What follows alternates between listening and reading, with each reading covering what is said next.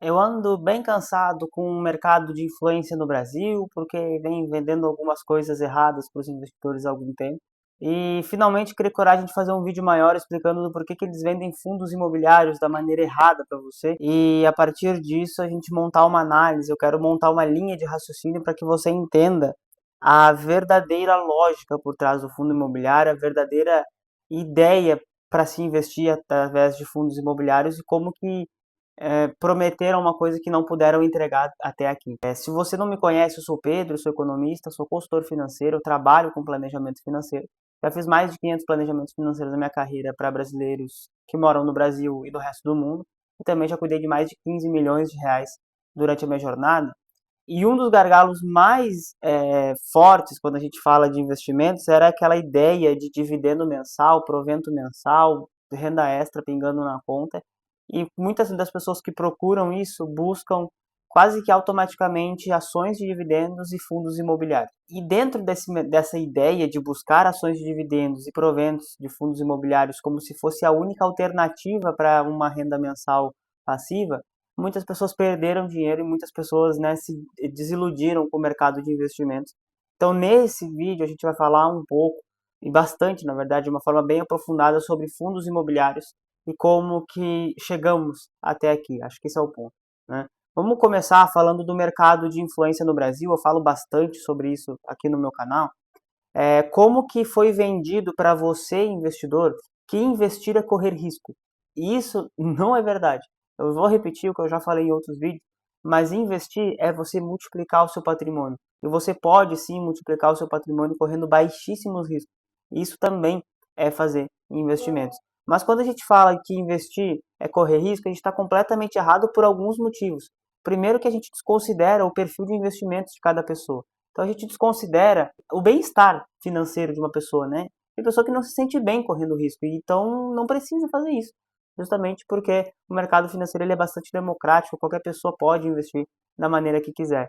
Também é importante a gente relembrar que essa falácia do provento mensal ela é muito forte, né? Não é porque o dividendo cai na sua conta todo mês que você está ganhando. Ou, pelo contrário, não é porque não tem dividendo caindo na sua conta todo mês que você não está ganhando nada com aquele investimento.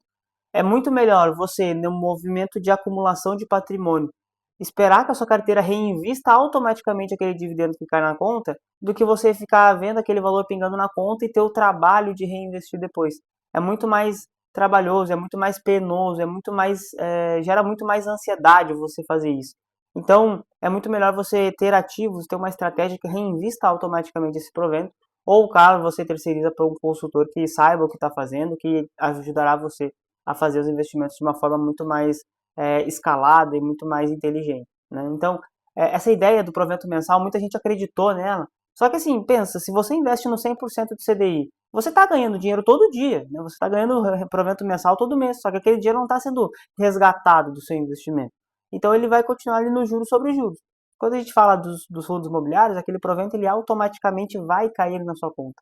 E se você não reinvestir aqueles 20, 30, 100, 1.000, 200 mil reais que cai na sua conta todos os meses de proventos, aquele dinheiro vai ficar parado, se você não tiver o trabalho de ir lá e reinvestir nas teses de investimentos que você já tem. Então, essa é um ponto muito forte da parte dos fundos imobiliários, porque esse provento mensal, na verdade, ele é uma ilusão de que você está ganhando dinheiro. E aí um terceiro ponto dessa conversa é que eu ouvi várias vezes, vários influencers, e não precisa muito pesquisar muito no YouTube para você ouvir isso, de que fundos imobiliários são um meio termo entre renda fixa e ações, que seriam menos arriscados que ações. Isso é extremamente errado. Você pode pesquisar aí vários fundos imobiliários que têm quedas históricas de 90, 80, 70%. Que investimento menos arriscado é esse que cai 90, 80, 70%? Né? Quer dizer que tem risco sim. E às vezes, dependendo da forma como você monta uma carteira de fundos imobiliários, a carteira é tão ou mais arriscada que uma carteira de ações, por exemplo, em termos de indicadores de volatilidade e risco. Então, esquece essa ideia de que fundo imobiliário não é arriscado, que fundo imobiliário é um meio termo entre renda fixa e renda variável, porque não é. Né?